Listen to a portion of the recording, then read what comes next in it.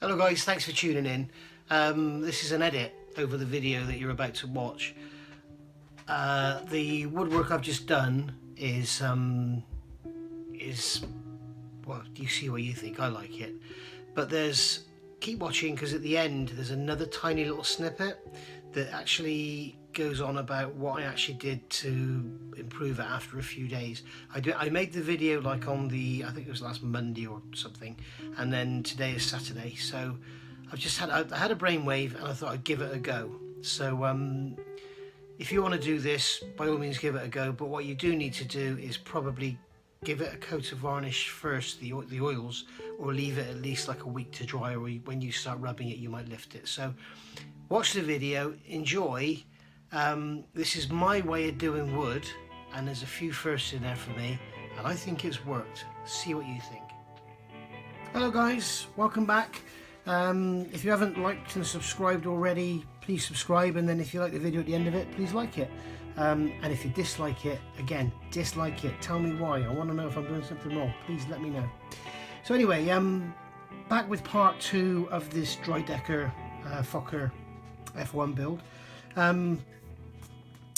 Had a bit of a nightmare, really, bit of a calamity. These parts here, the glossy paper, I hate it, oil tank and the ammo bins and the inside of the upper cowling and the inside of the front cowling have to be sprayed in aluminium, or aluminum if you're on the other side of the Atlantic. So I sprayed them in a Vallejo, got the paint here, Vallejo metal coloured aluminium, and I love this stuff, it's great. If anything, it's a bit too shiny. The dull aluminium almost comes out as good as this is here, so yeah, it's a bit too shiny. I do love Alclads, but god, they stink. So did that, and I thought, well, I'll give it a bit of protection, and I want to dull it down a bit, and as you know, putting lacquer or a varnish over these metallizer paints always dulls them down a bit. So I put some Tamiya XF86, is it? Sorry, X35, semi-clear. I thought I'll put that on there, give it a semi-clear colour, dull it down a bit. That would be great. No one's ever really going to see this anyway, because it's all underneath that upper cowling. And it didn't dry. I've since sprayed some of that lacquer on another piece of plastic, and it dried within minutes. This I left for a day or two, and it didn't dry. It just remained very, very sticky. So I thought what I'll do is I'll put the parts in something and remove the paint. So I put them in some alcohol, of which I have very little left, and it softened the paint. I was able to wipe it off. So I used Rear Colors High Compatibility Thinner, which is basically pretty much the same as X20A. So I got plenty of this. I used that and soaked them in there for about an hour, took them out, and they fell apart. Literally fell apart. If you look, this is a single piece moulding, this is not an assembly, and if you look here, you'll see on the left hand side of your picture, you'll see there's like a split line, and if I turn it over again on the right hand side, you'll see there's that same split line on the other side. They literally crumbled. It crumbled like something crumbly. They just crumbled. Didn't affect this one, luckily, but you could feel that it was, if you squeezed it, it would just crack. I also did the main engine bulkhead as well, this one here. So yeah, so that was a bit of a worry. So I let them go off, I glued them back together. I haven't attempted to pull anything apart. So yeah, bear that in mind. Don't soak your plastic parts in Real Colors High Compatibility Thinner. Now, I don't know if it's that thinner or if it's the Rodin plastic or a combination of the two. I don't know, but don't do it. It destroys your part. If it had been like a fuselage half or something, I'd have been gutted. So yeah, managed to glue them back together. I've now painted them with AK metal colour, street metal, which is it's just called aluminium. It's not called dull aluminium. It's number 479.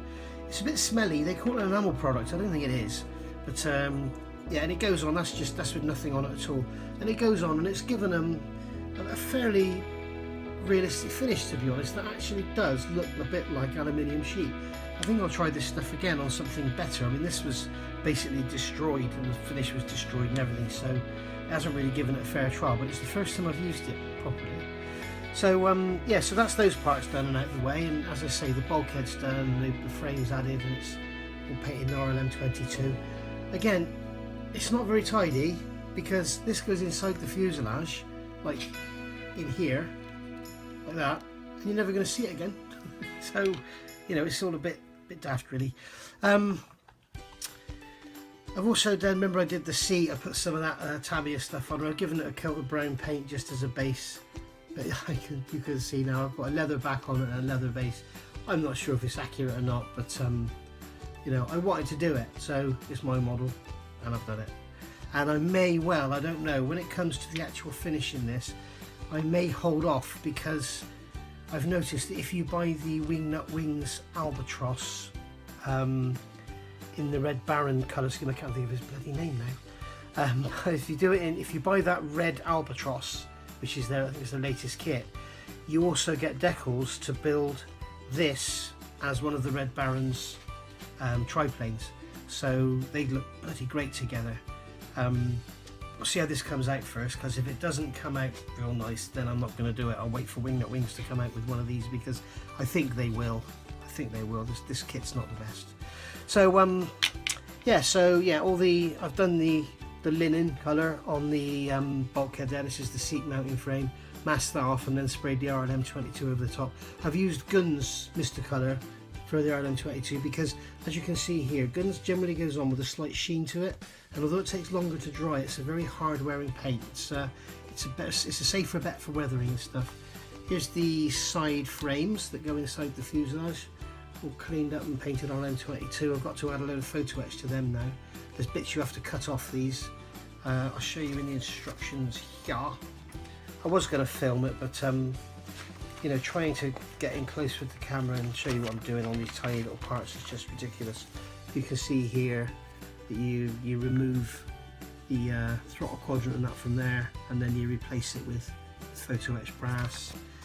And then on here you remove this gauge from here, which is obviously incorrect, and then fit the gauge there. It's nice to see they've done this, because generally lately what Eduard seemed to do is just make etch for incorrect parts instead of correcting the kits. And then here you're adding a missing part, which is the bracket and the leather pouch there. Apparently there's some issues with that fitting with the seat, so I'll have to look at that. And then you've got this wooden frame, which is metal, but obviously photo etched, but it depicts a wooden frame that goes inside the front there, and the same on that side, which I've fitted here.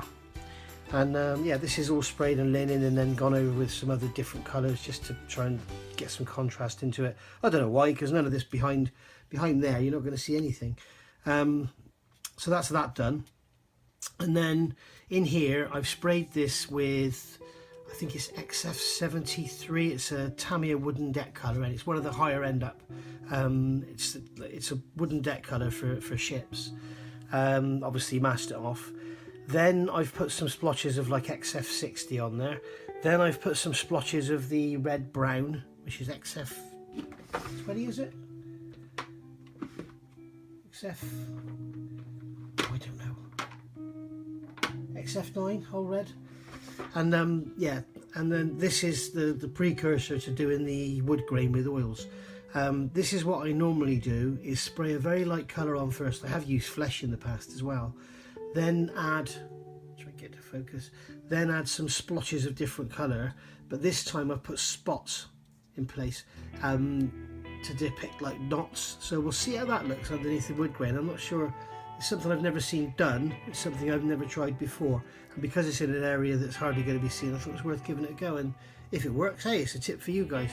And another thing you'll notice, what I've done here is used like a paper mask. Just hold a piece of paper underneath there in that gap, and then spray the wood, so you get a different tonal effect on the batten than you do on the actual plywood or whatever it was panel. Did they have plywood in the World War One?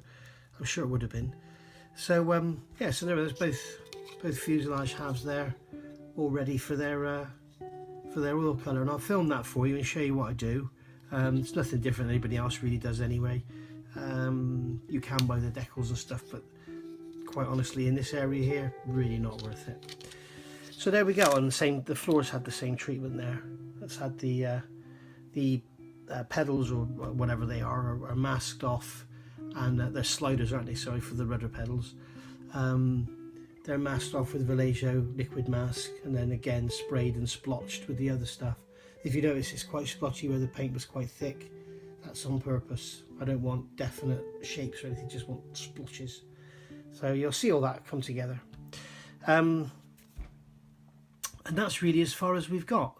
So yeah, we've got some little bits and pieces over here you can see, which are the bits and pieces for the interior. It's all very fine and very nicely detailed. There's the control stick. So yeah, but it's almost up there with Nut Wings, not quite, but it's and with this one especially, with all the photo etch, you know, we'll see how nice it looks. But this is my first ever World War I kit, and I've actually become very interested, almost like a fascination with World War I over the last couple of weeks, and it's a bit sad really, because I've bought lots. I've spent lots of money on lots of expensive kits that are quite rare. So yeah, I've been quite naughty. So anyway, that's this part. See you back in a minute. We'll do some oil woodwork, and then we'll call it a day for this one. Right, so here we go then. This is what I'm using oils, and I've got some burnt umber and some yellow ochre. That's all I'm going to use. And you can see here I've decanted these oils about 10 minutes ago onto a piece of cardboard. And the reason to do that is to let the oil soak out of the paint, so it becomes a lot drier. It's easier to work with, and it takes less time to dry, because one of the, well, probably the only downside with oils is they take so long to dry. So what I'm going to do is, first of all, dampen the surface with some thinners. Now, a lot of people use enamel thinners or white spirit or whatever. You need to be very, very careful, especially if you're going near some small parts or tracks or something. I'm sure if you're an experienced modeler, you know about Bandai plastic. If you put turpentine or whatever, or some enamel thinners on some Bandai kits, they literally disintegrate. I found out the hard way on a Tamiya Matilda I built, which, as you probably know, has got Lincoln Neck tracks. The tracks fell apart. It appears that the turpentine or whatever you use attacks the glue joints when you've assembled the parts, and it all just falls apart. And they also attack certain plastics. So I heard that if you use low odor thinners or no odor thinners, then it cures it. So I went to Hobbycraft in my local Hobbycraft, and I bought this one. And this is a Daler and Rowney low odor thinner, and I don't have any issues with this whatsoever. I've used it on test pieces and tracks and everything, and it works lovely.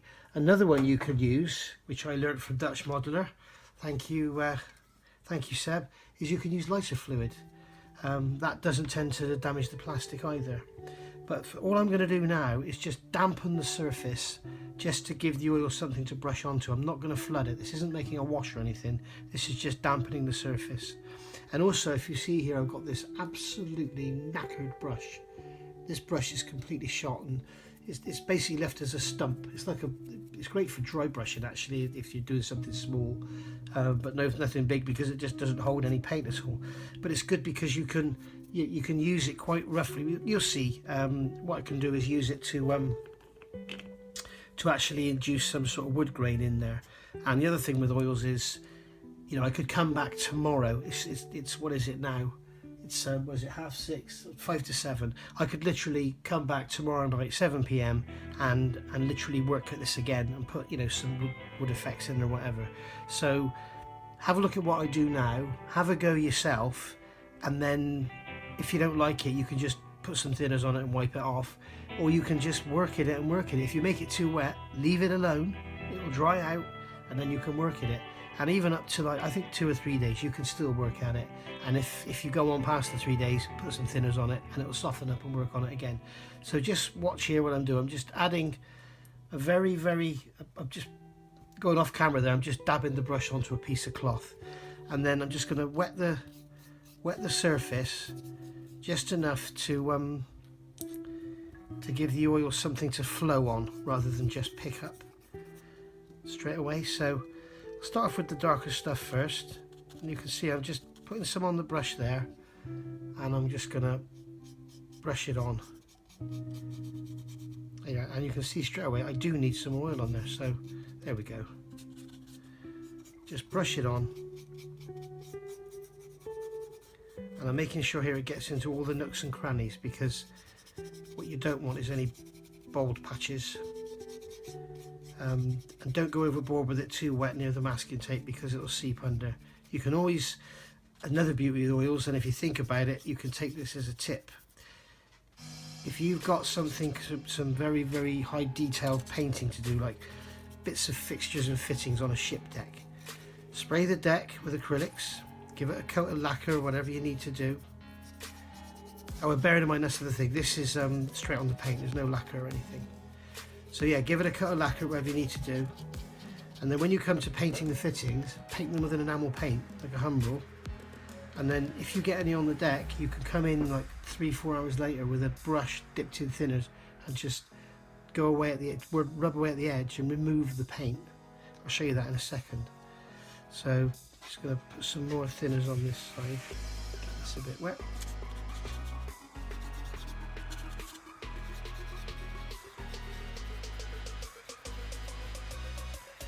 And I've made this very wet on the tape on purpose, because hopefully it'll seep under, and then I can show you how you can get rid of it. As I say, with all this stuff in modelling, you know, everybody tries to get absolute perfection at their first attempt. Well, it's like now, if I look at that and think, oh my god, that's bloody awful, you just get a rag soaked in enamel thinner, wipe it off. It'll all come off, and it'll leave a very, very slight tint behind. So yeah, it's really nothing to worry about, particularly with oils. I mean, with you know, if you're doing car bodies and stuff, that's a different story. But with stuff like this, when it comes to washes and weathering and, you know, effects and everything, it just, honestly, just go for it. You know, at the end of the day, if you really don't like it, stick this part in some bleach or some Mr. Muscle overnight, and it'll all come off and back to the bare plastic. Well, just don't put it in the in the AK thinners, which is what I did. Sorry. So there we go. Right, so now I've got the brown on, and you can see it's all looking very brown and it's over the top. So I'm going to bring in a rag. What I'm going to do is brush the brush dry, so it's almost like a dry brush. And now I'm going to brush some of this off.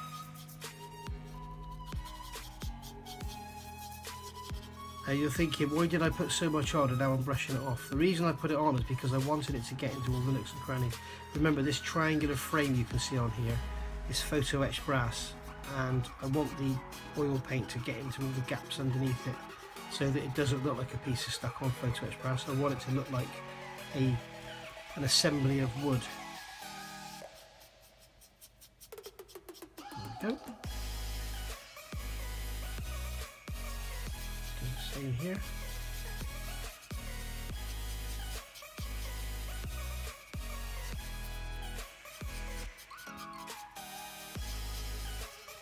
As you can see straight away, we're starting to see that wood effect coming through from those blotches I put in there.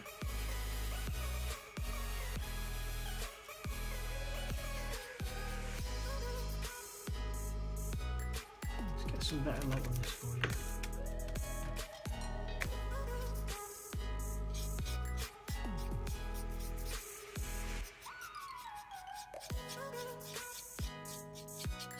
So yeah, doing the work up front with the acrylic paints and the colour variation and stuff takes away the need for you to be able to do this perfectly with a brush.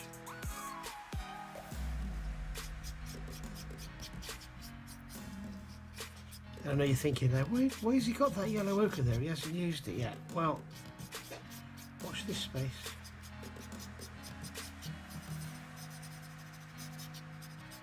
Now you can see with this stubbly brush, you can see that I'm able to go like this now and get that, you know, the kind of effect you see on antique furniture, where you get that,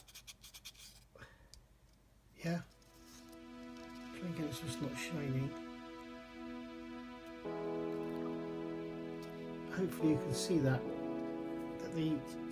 those blotches underneath and the variation in colour that I sprayed on are starting to come up. Oh, and time wise, I actually painted this afternoon at about 3 o'clock, so about 4 hours ago I put the acrylics on.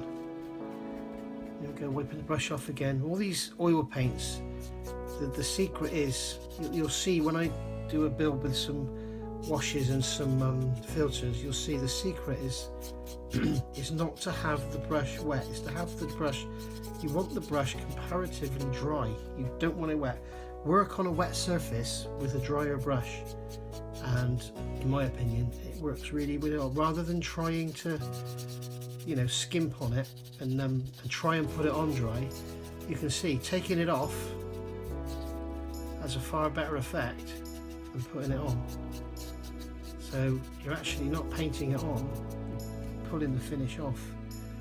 And I don't know if you can see that the light's reflecting off it because it's glossy, but you can see there, I mean that's a bit too streaky, but if I do this kind of thing, just dart about on the surface with the brush, yeah, it's still a bit too wet there. You can,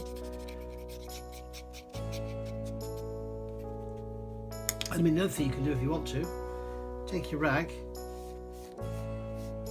just gently rub over the top of it. How's that? There's a kind of wood effect you might like. In fact, I think I'll just give this one a quick wipe as well.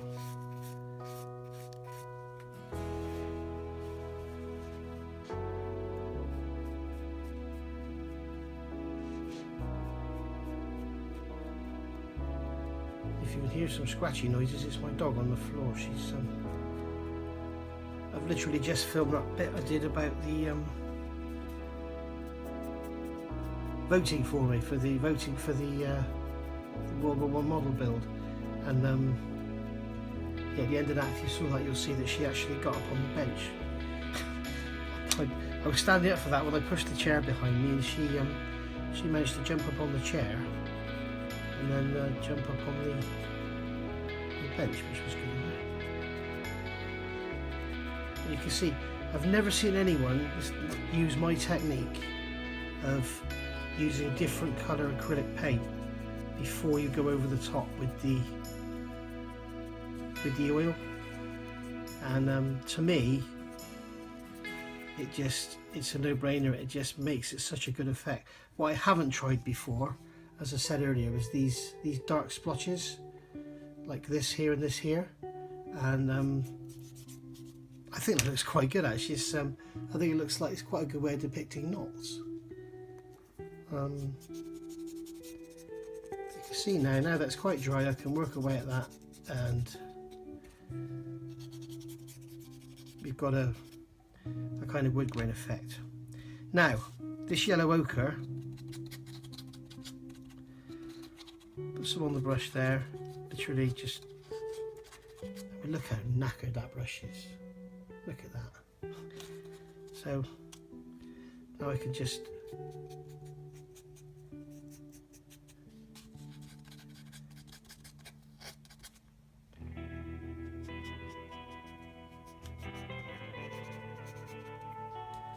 tap some yellow ochre on. There we go. I've got a sort of rough covering. Let that go soak in a bit.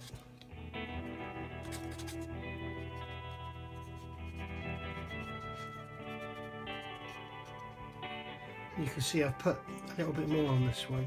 I think this brush's capability of holding paint is slightly dilapidated due to its condition. I think it'll be going in the bin after this. This is, you know, don't throw brushes away. If you ever like use masking fluid and forget to clean the brush and you end up with it all dried on, nothing's going to get it out. Cut the bristles off, use it for this. Yeah? Don't ever throw a brush away. I don't ever throw anything away if I can help it. But I'm just a tight old man. So there you can see there on the floor, blotched on some of the yellow ochre. Actually the camera is really accentuating the yellow. To my naked eye that almost looks finished. Under the camera now that looks like a bloody zombie. So yeah, so let's clean the brush off again now, get all the yellow ochre off, and then pick up on here and just gently brush. And if you notice, I'm not going the whole length, I'm just gently brushing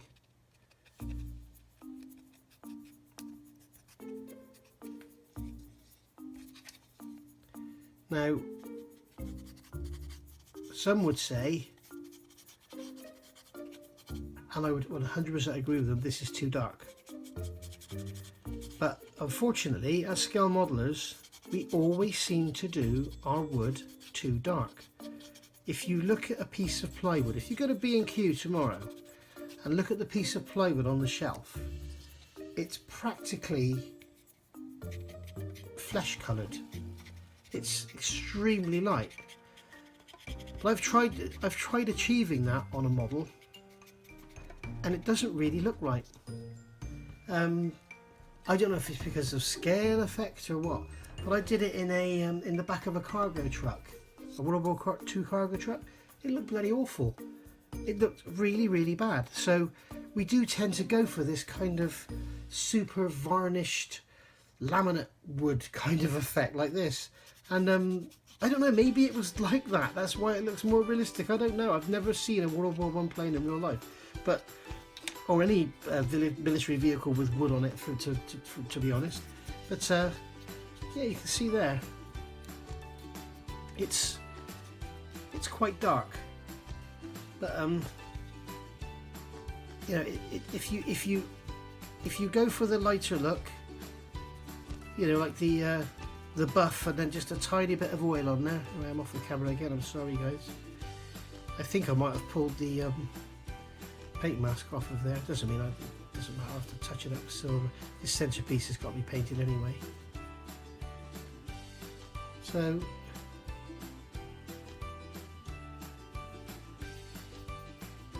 there we have it. And as you can see, you can look at it and think, oh, I don't like that, I'll just brush that again and take a bit away there. A little bit over there. Think, oh, maybe I'll put a bit more paint, so I could put some more paint on now.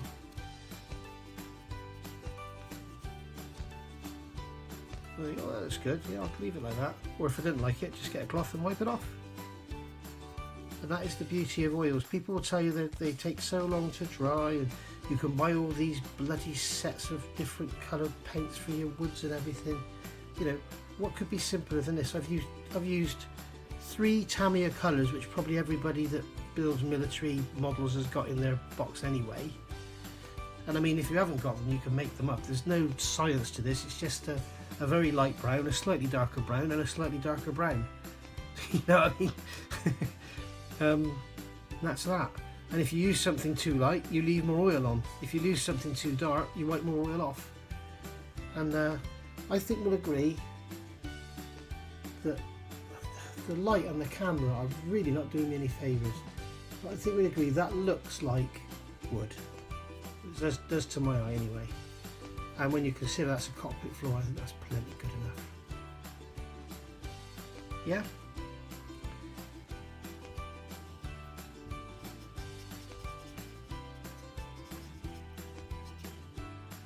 So there you go. So yeah, just one more or 2 more quick things I want to show you. I'm just going to put some of the oil on the brush here. Some of the odorless thinners, and then if you watch this, I can obviously this center stalk needs to be painted grey, and the acrylic paint. What I'm doing, I'm dipping the brush in the thinners, drying it off on the rag, and then just wiping it over the top, and you can see straight away that what happens. And take a tip, guys, this is a good little weathering tip. As I say, it's not about what you put on, it's all about what you take off. And there we go, you can see from that the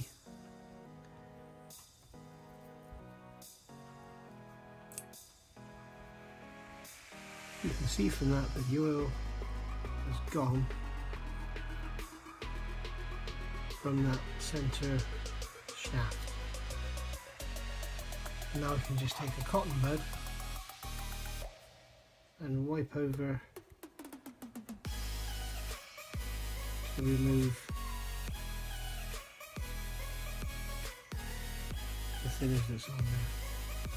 And I'm going to purposely go over here, and you can see that I can rub away on that and not really make any difference. But if I do, I can take my brush that I used previously, go back over here, and I can rub my heart's content and get more of the oil on there. And I can think, oh, I'm going to change the finish a bit.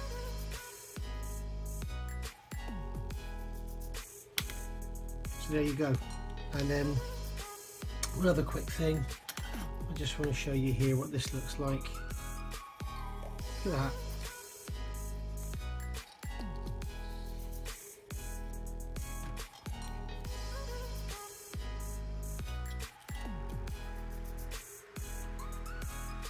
If you remember, I said I wanted to show you how to deal with when it seeps.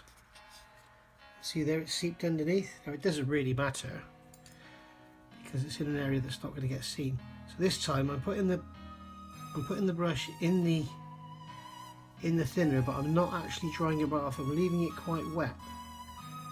If you watch here, I'm able to brush away at that and try the brush off in some more thinners. If you're doing this a lot, decant some thinners into a little receptacle, because otherwise you'll end up getting dirty thinners, but I'm only doing this tiny little bit, so and there you go.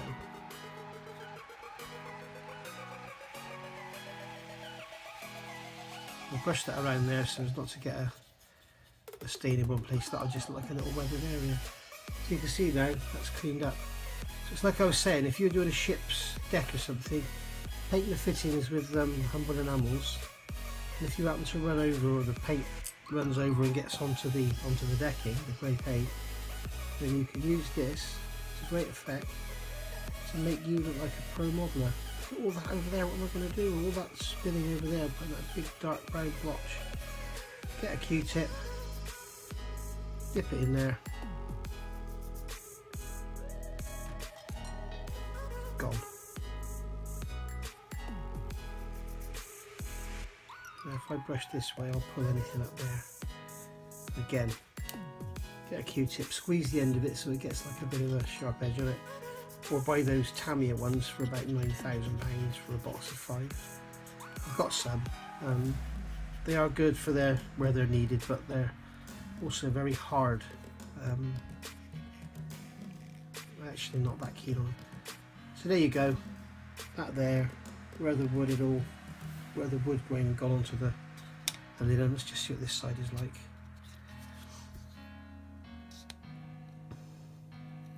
God blimey.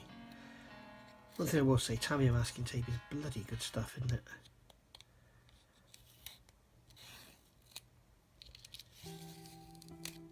And there we go, we got some more. I think this is the one I tried it on. This is the one I tried to do wrong. Dipped the brush in, got it wet, dried it off a bit on the cloth.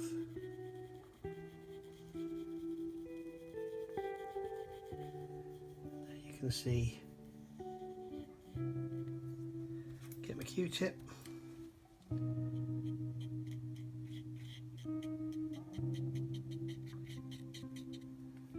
Like that.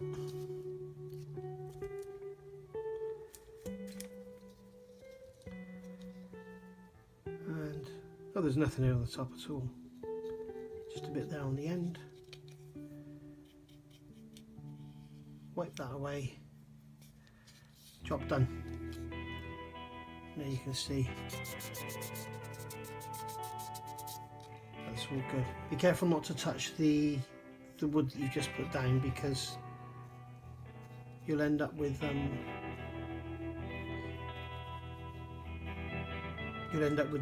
linen colour coming through. Just wet the end of that.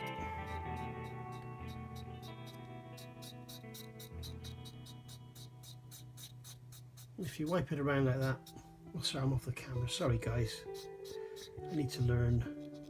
Wipe it around like that, and there you go, it's that side done as well. Okay, call that a wrap for this part. Thanks for watching. Hey guys, I've had a brainwave. When I left you last time, I'd finished this wood, and I've just tried something, This is like 3 or 4 days later, and I thought I'd just slot it in, edit into this video before I post it. I thought this wood looked a little bit sort of monotone, you know, like just a sheet of brown wood or something. So I thought I'd give it a go. But what I've got here is some Abteilung 502. Is that what it's called? Dead flesh. This is called, this colour. It's like a stone colour. You can see it there. And I've put some on cardboard and allowed all the oil to soak out of it because I want it to dry out. I don't want it too wet. And then what I'm going to do, I've already done this on there. I might do it again just to show you. I'm going to put a few spots on, just like this. You don't need to be too heavy, but you do want to get some on there. And this is it's a weathering technique to make armour look faded. You can use all sorts of purples and all sorts. So yeah, that's on there. I'm just going to leave that on there for a couple of minutes, and then I'll put a little bit more on here, like this, just to show you. I've already done this one, so I hope it doesn't lift everything off and destroy it now that I've already done it.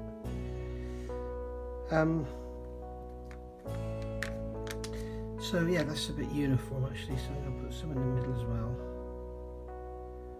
around that. I'll put some on there as well. Okay, so there's just a few spots, that's all you need. You see it there. Try and get the reflection away.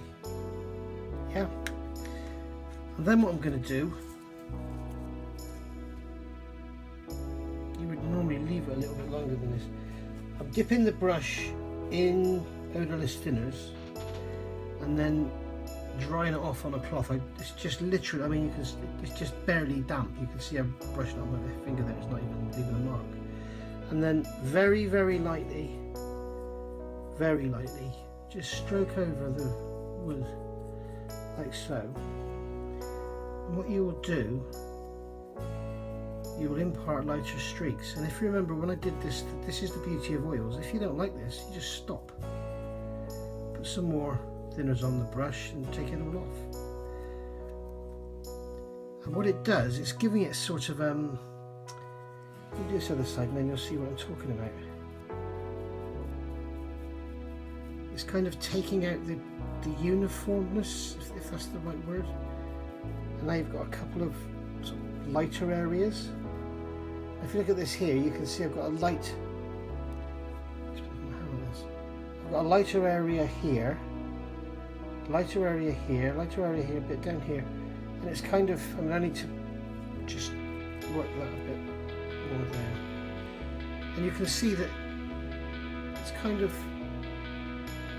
uneven and more like wood.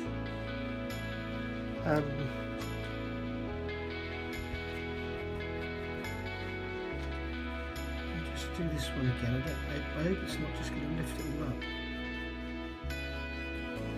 You can see that as I'm pulling it, it's sort of, it's not leaving a streak behind, more than a sort of blemish. I want that away from that, not to it.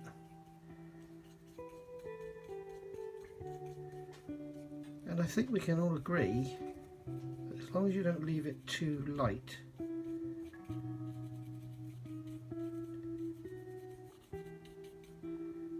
that looks and actually while I'm here I may as well tell you now, because I've done something else on this I was going to cover in the next video. This plane is blue with green roughly painted. I think they, from what I can gather, I mean, please tell me if I'm wrong, from what I can gather they doped the canvas blue and then painted green over it, but very lightly, so it ended up like very streaky. So it's my view that you're going to be able to see some of the blue through the dope. So I actually mixed up a wash of blue oil, and I've actually washed this with blue oil, believe it or not, and that's why it's got that uneven sort of hue to it, you can see. And yeah, so here we go. I'll try this side again. This time the brush is slightly wetter. I haven't dried it right off. So you can see that it attacks it and then starts to pull it.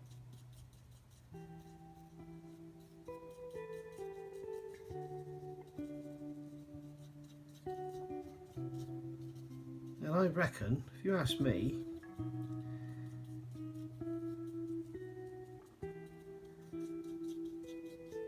I reckon that adds to it. I think that looks much better. What do you think? Tell me what you think in the comments. And it's difficult to see because of the gloss, but move the light away. And you can't see because it's too bloody dark. Oh, I need to sort my lights out. There we go.